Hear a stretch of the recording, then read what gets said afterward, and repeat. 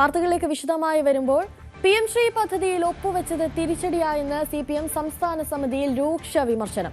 CPM BJP ധാരണ എന്ന UDF പ്രചരണത്തിന് ഒരളവ് വരെ വിശ്വാസ്യത കിട്ടി. ഇതിന് കാരണം PM ശ്രീ പദ്ധതിയിൽ ഒപ്പുവെച്ചതാണെന്ന് സംസ്ഥാന സമിതി അംഗങ്ങൾ പറഞ്ഞു. ശബരിമല സംഭവത്തിൽ പത്മകുമാറിനെതിരെ നടപടിയെടുക്കാത്തത് തെറ്റിദ്ധാരണയുണ്ടാക്കിയെന്നും വിമർശനമുയർന്നു. അറസ്റ്റിലായിട്ടും നടപടിയെടുക്കാതിരുന്നത് എതിരാളികൾ വൻതോതിൽ പ്രചരിപ്പിച്ചു. ഇത് സമൂഹത്തിൽ സംശയത്തിനിടയാക്കി. ഇടത് സർക്കാർ അയ്യപ്പ സംഗമം സംഘടിപ്പിച്ചത് വേറെ നിലയിൽ വ്യാഖ്യാനിക്കപ്പെട്ടു. പിന്നീട് പുറത്തുവന്ന സ്വർണ്ണക്കൊള്ളയും വ്യാഖ്യാനങ്ങൾക്ക് ആക്കം കൂട്ടി. തദ്ദേശ തെരഞ്ഞെടുപ്പിൽ ആലസ്യം വിനയായെന്നും അംഗങ്ങൾ അഭിപ്രായപ്പെട്ടു. സർക്കാർ ആനുകൂല്യങ്ങൾ പ്രഖ്യാപിച്ചതോടെ ജയം ഉറപ്പിച്ചായിരുന്നു പ്രവർത്തനം.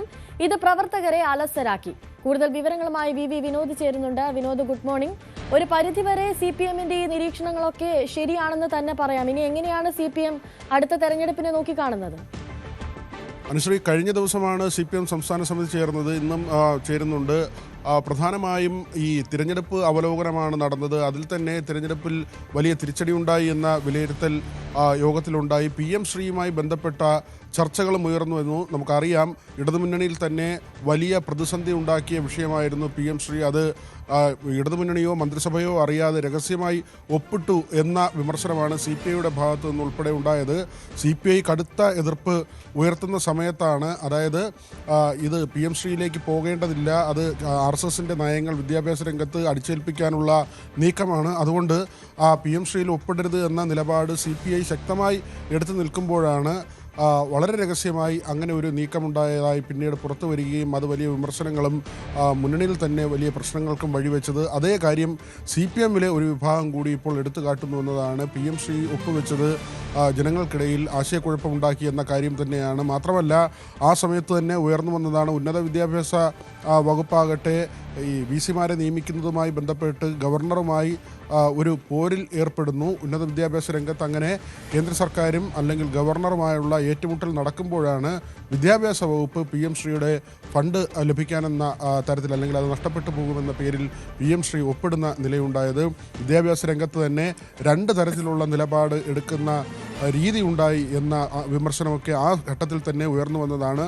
അതുതന്നെയാണ് CPM സംസ്ഥാന സമിതിയിലും വലിയ ചർച്ചയായി ഉയർന്നു വന്നത്. അതോടൊപ്പം തന്നെയാണ് ശബരിമല സ്വർണ്ണക്കൊള്ളയുമായി ബന്ധപ്പെട്ട വിഷയത്തിലും ചർച്ചയുണ്ടായത്. അതിൽ പത്മകുമാർ ഉൾപ്പെടെയുള്ളവർ ജയിലിൽ പോകുന്ന നിലയുണ്ടായി. പക്ഷേ അവരെ അറസ്റ്റ് ചെയ്തിട്ടും റിമാൻഡിൽ പോയിട്ടും പാർട്ടിയുടെ ഭാഗത്തു നിന്ന് നടപടി ഉണ്ടാകാത്തത് തിരിച്ചടിയായെന്ന തരത്തിലും ചില അംഗങ്ങളുടെ ഭാഗത്തു നിന്നുള്ള പരാമർശങ്ങളുണ്ടായി.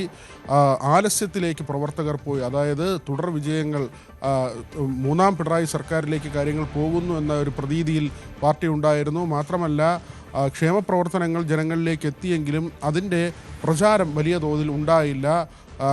ജയം ഉറപ്പാണ് എന്ന ഒരു ധാരണയിൽ ആലസ്യത്തിലേക്ക് പ്രവർത്തകർ പോയി.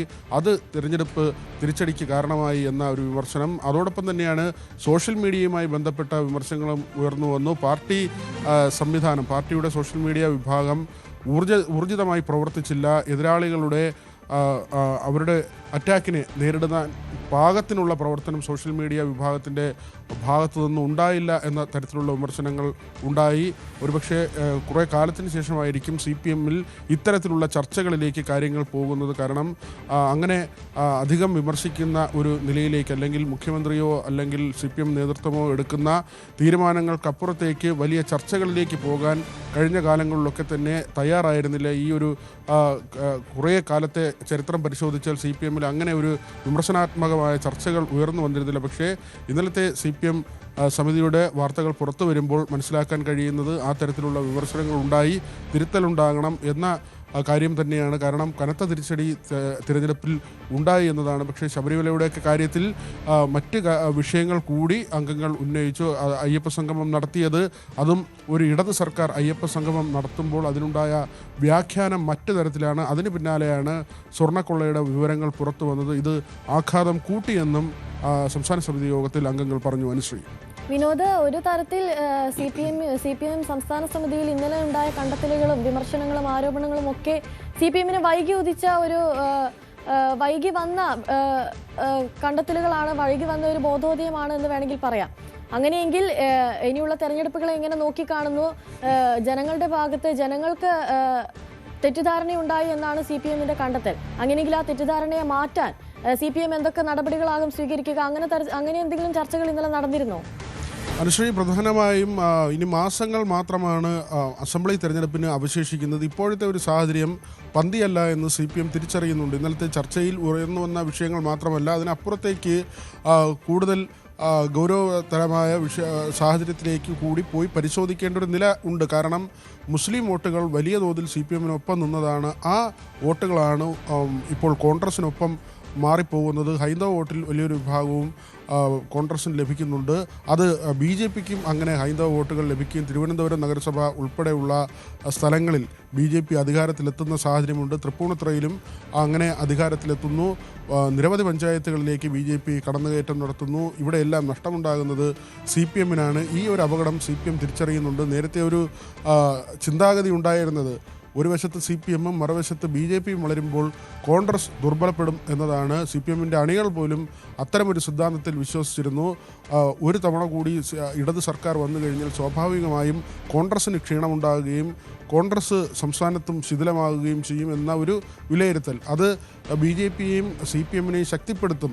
ആ നിലയ്ക്കായിരുന്നു CPM അണികളിൽ പോലും വലിയൊരു വിഭാഗത്തിൻ്റെ ചിന്താഗതി. പക്ഷേ അവിടെയാണ് കാര്യങ്ങൾ തകിടം മറിയുന്നത്. തദ്ദേശ തിരഞ്ഞെടുപ്പിൻ്റെ ഫലം പുറത്തു വരുമ്പോൾ കോൺഗ്രസ് വലിയ തോതിൽ സംസ്ഥാനത്ത് മുന്നേറ്റമുണ്ടാക്കിയ നിലയാണ്.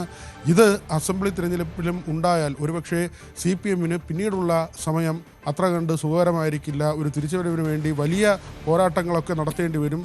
ആ അപകടം കൂടി CPM തിരിച്ചറിയുന്നുണ്ട്. അതുകൊണ്ട് തന്നെയാണ് ഈ ആലസ്യം വെടിഞ്ഞ് കൂടുതൽ പ്രചരണത്തിലേക്ക് ക്ഷേമപ്രവർത്തനങ്ങളൊക്കെ നടത്തിയത് ജനങ്ങളിൽ എത്തിക്കണം, കൂടുതലായി എത്തിക്കണം എന്ന നിലയിലേക്കുള്ള പരാമർശങ്ങൾ ഉണ്ടാകുന്നത്. ശബരിമല അയ്യപ്പ സംഗമം പോലുള്ള കാര്യങ്ങൾ ഇടത് സർക്കാർ നടത്തുമ്പോൾ അത് സമൂഹത്തിലുണ്ടാക്കുന്ന ചലനങ്ങളെക്കുറിച്ചും ഗൗരവതരമായ ചർച്ചകൾ ഉണ്ടായി വരുന്നതും അതുകൊണ്ട് തന്നെയാണ്. കാരണം ഇടത് സർക്കാർ അങ്ങനെ ഒരു അയ്യപ്പ സംഗമം നടത്തുമ്പോൾ അതിന് വ്യാഖ്യാനങ്ങൾ പലതുണ്ടാകും.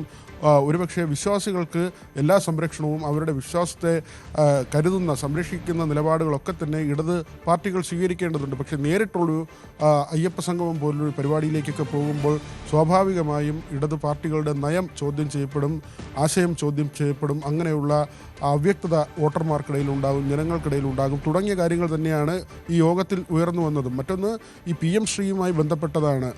BJP-യെ നഖശിഖാന്തം എതിർക്കുന്നു, RSS-നെ സംഘപരിവാറിനെ എതിർക്കുന്നു എന്ന് പറയുമ്പോൾ മുന്നണിയിലോ മന്ത്രിസഭയിലോ ചർച്ച ചെയ്യാതെ അത് ഒപ്പിടുന്ന നിലയുണ്ടായി.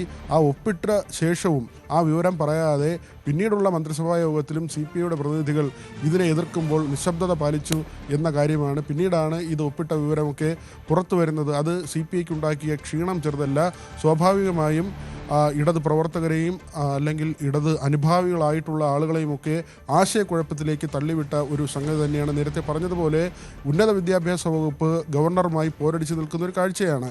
അത് പിന്നീട് ആ കാര്യവും സെറ്റിലാകുന്നു, അല്ലെങ്കിൽ ഗവർണർ മുഖ്യമന്ത്രിയും തമ്മിലുള്ള ഒരു ചർച്ചയിൽ ഒത്തുതീർപ്പിലേക്ക് പോകുന്നു, സമവായത്തിലെത്തുന്നു.